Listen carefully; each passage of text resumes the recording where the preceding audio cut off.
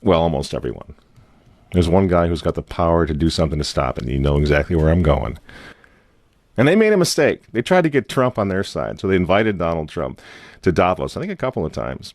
But in January, when Donald Trump, I think, really began to see the beast that he was up against, he went to Davos, to the World Economic Forum, and he stuck a mega finger in their eye. We're committed to conserving the majesty of God's creation and the natural beauty of our world. But to embrace the possibilities of tomorrow, we must reject the perennial prophets of doom and their predictions of the apocalypse. These alarmists always demand the same thing: absolute power to dominate, transform, and control every aspect of our lives. We will never let radical socialists destroy our economy, wreck our country.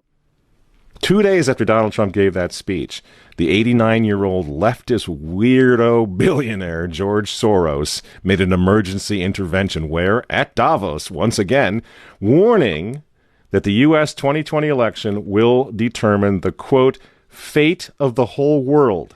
Now, in the context of Davos, take a look at this one more time. This is a month after Donald Trump addressed Davos and stuck the MAGA finger in their face. Here's what Francis, the Vatican, and Jeffrey Sachs had to say in response. And it is a dangerous country right now. It will be absolutely dangerous if Trump wins re-election. Trump wins re-election. Trump wins re-election. Francis invited this guy to the Amazon Synod as an honored guest and advisor. He's also Bernie Sanders' advisor. What's he doing in the Vatican? Why is this guy who's a promoter for socialist, out and out socialist, Bernie Sanders, what's he doing advising the Pope? Why does he have entree to the Vatican, friends? Sachs supports abortion and contraception, but that's not a problem for the Vatican. For the Vatican, for Pope Francis, and for his friends at the UN, Donald Trump is the problem, obviously, friends. Clearly, I consider the Trump administration a danger to the world, but I regard it as a purely temporary phenomenon that will disappear in 2020. Do you get it? Do you see why there's so much hate for Trump? Because with all of his faults, again, he's the capitalist. He's not the globalist. He never will be one of them, which is why he pulled the United States out of the Paris Climate Agreement. Donald Trump pulled the United States out of the World Health Organization. That's Bill Gates and company. And now he's threatening to pull the United States out of the World Trade Organization. People say, yeah, well, Donald Trump got married twice. He's a bad guy. Really? He's right in the face of the demons on this, friends. Nobody ever said he was a saint. He's knocking the sacred cows of the United Nations down all over the world right now.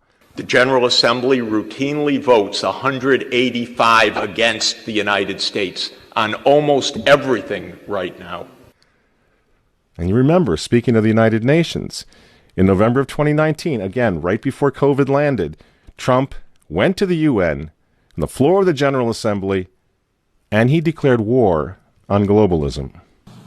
Wise leaders always put the good of their own people and their own country first. The future does not belong to globalists. The future belongs to patriots. And shortly after the speech at the UN, Donald Trump delivered, what do you think happened? The coronavirus was unleashed on the world, and Trump's booming U.S. economy went on life support. Do you think that was an accident? So when they tell all of us to stay home, wear your mask so grandma doesn't get sick, please understand what's really going on here. They don't care about your grandmother. They don't care about old people, these people. They don't care about babies. They want them aborted so that they can save the common home. Abort babies, millions of them all over the world. They don't care about babies. They don't care about old people. In fact, if you want to save your grandma, tell the globalists to stay the hell away from her. You remember how some of them, like Cuomo and characters like this, were running COVID recovering patients through nursing homes? That's how much they care about grandma. And the name of the game now is to bring the United States economy to its knees, get it out of the way, so that everyone will want the Great Reset. Make the new normal so intolerably abnormal that even you and I, maybe, You know, at some point in the near future, we'll be begging for the vaccines because we'll be driven crazy by that point. Begging for whatever else is going to keep us safe according to our jailers and our handlers and our zookeepers. You see? That's what they want. That's why they keep using this term new normal. You know what we do to fight back? Go to work. Go back to school. If you're healthy, take off the mask. And for heaven's sake, go back to church and pray that Trump wins in November. That's what the reset was. That's what the Russia hoax was all about. That's what the impeachment hoax was all about. Don't you see? For 4 years, I've been trying to stop this man because if he strengthens America, if he makes it great again, if he brings the economy back again, the reset won't happen. The New World Order is going to be set way back. Who knows when they're going to have another COVID opportunity like this one again, and they know it. So ask yourselves why they hate this man. These folks, these men, they hate God. They hate the unborn. They hate the traditional family. They hate you. And they hate Donald Trump, whose political opponents, by the way, right now are knocking statues of saints to the ground. They're beating up cops, and they're burning flags. You say you don't like Trump. I'm sorry, friends, but who cares?